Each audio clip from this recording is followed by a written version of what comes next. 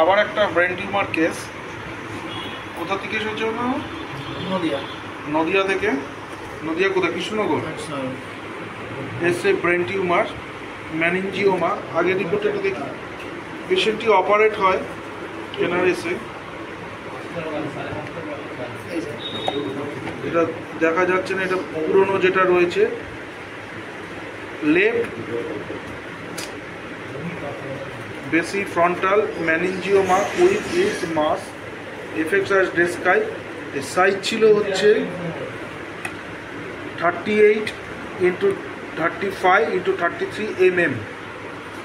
2020 সালে অপারেশন হয়।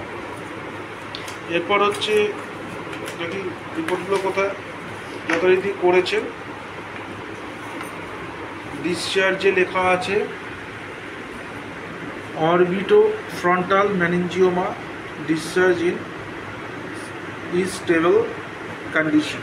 Unstable condition, discharge in stable condition, যেভাবে ইজ লেখা আছে এখানে। যে ওনাদের যে ট্রিটমেন্ট হয়েছে, একটু জিভটা দেখাচ্ছি পেশেন্টের। দেখি জিভটা, পেশেন্টের জিভ হচ্ছে এই।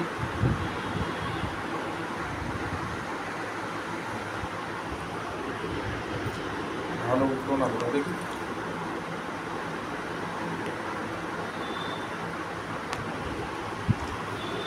মুখ তুলছি না, নাম দেখাচ্ছি না কিছু।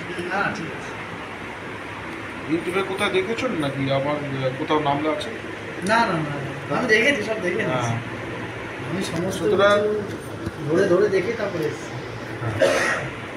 এবার হচ্ছে পেশেন্টটিকে আমি একটি থুজা 10 ml একটা ডোজ এবং লাইকোপোডিয়াম দিয়েছি। কেন দিলাম? রিসেন্ট যেটা রয়েছে, ইংলিশ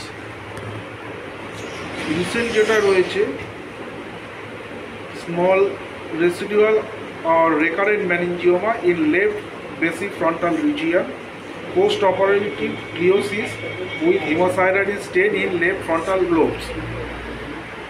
সুতরাং ওটি করেছে, আগেও প্রচুর পেশেন্ট রয়েছে ওটি করেছে, কিন্তু ওটি করার পরেও recurrent meningioma in left basifrontal region।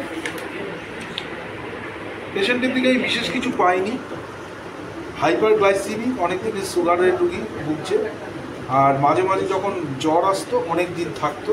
Obstinate মানে অ্যাডামেন্সি গোয়ার টাইপের, গরম সহ্য করতে পারে না, খুব ঘাম হয়, আর চা এবং মিষ্টি খেতে পছন্দ করে।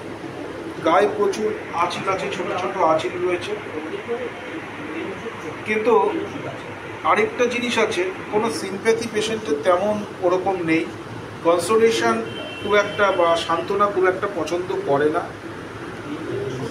গরিব ছিলেন, অনেক কষ্ট আছে, তার গুণটার সময় ছেলে দুজনকে দাঁড় করিয়েছে।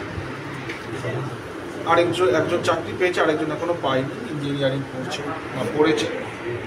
তবে অনেক দিকই আছে, মানে যে আরেকটা জিনিস যে স্পেশাল, আমি কেন থুজা দিলাম একটা ডোজ, তার কারণটা হচ্ছে জেনারেলি আমি সিঙ্গেল মেডিসিন প্রেসক্রাইব করি 1 m 10 m না দিয়ে 1 m, কারণ পেশেন্টটি হচ্ছে ইললিটারেট, অর্থাৎ ঠিকঠাক ওই ধরনের লেভেলে পড়াশোনা বা ইন্টেলিজেন্ট ওই টাইপের নয়। সংসার ধর্ম করতে হয়, সেমনভাবেই করে, তাই 1 m এর বেশি আমি যেতে পারলাম না।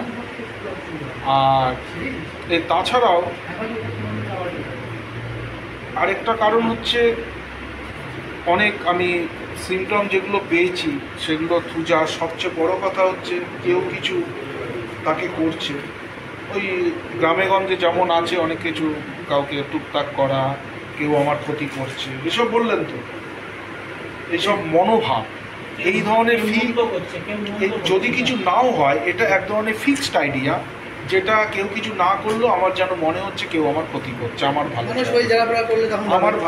আমার ভালো চায় না। এই যে মন থেকে এটা সরানো যায় না। থুজা খুব ভালো মেডিসিন। এছাড়া টি, অর্থাৎ টি চাও খেতে পছন্দ করে। এছাড়া অনেক গায়ে আঁচিল টাচিল ছোটো ছোটো রয়েছে, সেগুলো থুজা লাইক নয়, এক আধটা ছিল, কিন্তু সেগুলো ঝরে গেছে। যা সেই জন্য একটা থুজা, তাছাড়া গ্রোথ, একটা ইউটারিয়ান টিউমার ছোট ছিল, জরায়ুতে ছিল তো ছোট ছোট টিম সর্ষের দানার মতো ছিল, সেগুলো চলে গেছে। এই সমস্ত দিক বিচার করে একটি থ্রুজার ডোজ দিয়েছি। আর বাকি হচ্ছে lycopodium in 50 millesimal scale of পটেন্সিতে ফলোয়ার।